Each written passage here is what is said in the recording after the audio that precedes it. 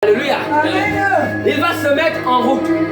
Mais Abraham va lui dire, va. Et il va aller. Il va non seulement obéir à la voix de son maître, parce qu'Abraham est son maître, mais il va mettre également la foi en ce qu'il dit. Parce que comme il reconnaît à tisser Dieu avec ça, son maître est fort. Et il a déjà mis les prémices. Ils ont gagné des batailles. Ils ont vaincu des peuples nombreux. Ils ont toujours été victorieux évangélistes. C'est la raison pour laquelle toutes ces choses-là lui servent de témoignage afin de croire à ce que lui dit son maître. Étant l'ancien, le plus ancien de sa maison. Alléluia.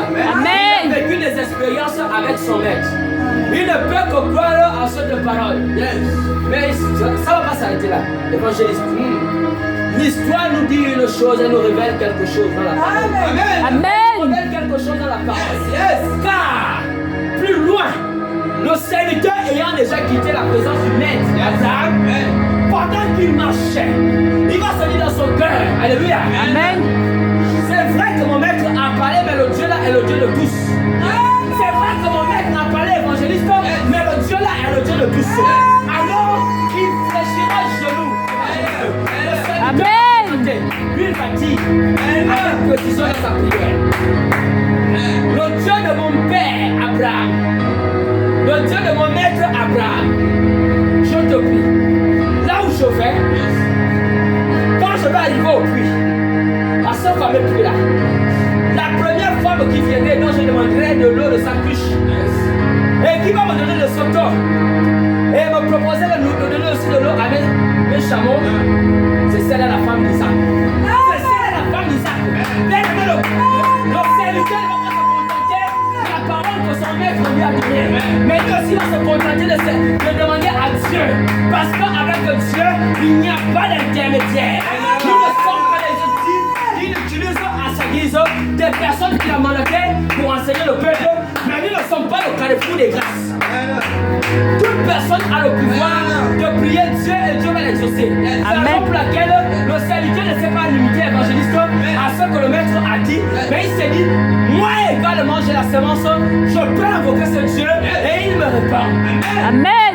Alléluia. Amen. On peut donner l'amen pour qu'on avance. Amen. Alors plus bas, évangéliste, voici ce qui va se passer. Le serviteur ayant déjà prié va arriver au puits.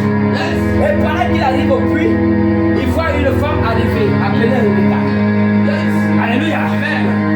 Et pendant qu'elle arrive, il va dire, j'ai soif, peux-tu me donner de l'eau? Et ce qu'il avait demandé à Dieu dans la prière, ce qu'il avait demandé avec précision, ce qu'il avait demandé avec les détails, va se produire sous ses yeux. Parce que de là, la fille va abaisser sa cruche, va donner à boire à ce serviteur et va lui proposer, et là je dis, de donner à boire à ce chameau. Et c'est par ça qu'il a demandé de reconnaître sa femme d'Isaac, que cela va s'accomplir. Alléluia. Amen.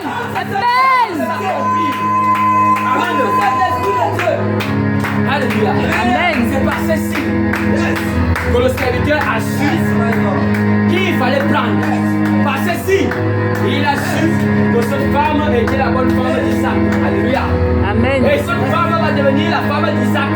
Et la malédiction qui était là par serment ne se manifestera plus. Je crois qu'il a richement été béni. Ce serviteur a richement été béni. Vous savez, lorsque le prophète Esaïe, évangéliste, avait prophétisé sur l'arrivée de Yeshua Mashiach, il avait dit, Dieu a vu votre douleur, ne vous inquiétez de rien, car Dieu lui-même viendra du ciel pour la terre pour vous sauver. Il a précisé lui-même. Alléluia. Amen. Il n'a pas dit que Dieu enverra un homme. Il a dit Dieu lui-même viendra pour vous sauver. Il a annoncé Jésus. Mais comme il y avait du monde, comme nous n'étions pas encore à l'époque des réseaux sociaux où on pouvait filmer quelqu'un et dire c'est lui, alléluia, les hommes avaient besoin d'un signe. Et cette question pouvait se poser. Comment allons-nous le reconnaître? Il a dit Esaïe, frère Jean. Yes. Esaïe dit, Vous le reconnaîtrez par ces signes. Les morts ressusciteront. Les boiteux vont marcher. Les aveugles verront. Lorsque vous verrez un homme opérer avec une telle dimension, sachez que c'est lui le Messie qui vous a été prédestiné. Alléluia. Amen. C'est ça que le prophète Esaïe avait annoncé au monde.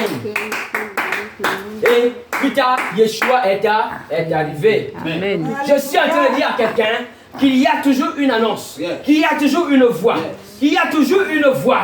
Dieu continue à parler en notre temps. Dieu continue à parler aux hommes en notre temps. Mais ce que nous devons faire, c'est de localiser cette voix et de l'écouter. Mais non pas seulement l'écouter, mais aussi obéir à ce qu'il dit. Amen. Parce que j'aimerais te dire que lorsque tu es en captivité, alléluia, Amen.